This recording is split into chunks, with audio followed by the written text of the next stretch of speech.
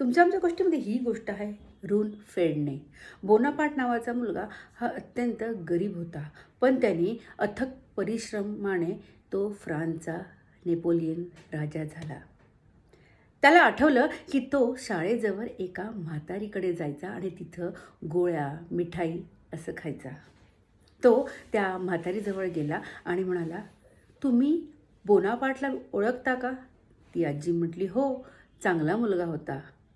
"त्या मुलाने तुमचे पैसे दिले नाही का?" "नाही, नाही, तो मुलगा असं उसनं काही घेत नव्हता."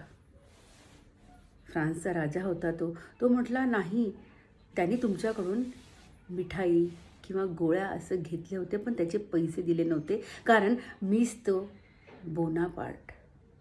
असं म्हटल्यावर ती आजी खुश झाली आणि आजीने त्याला भरभरून आशीर्वाद दिला. पण राजा जरी झाला असेल, तरी त्यांनी त्याचं ऋण चुकतं केलेलं होतं.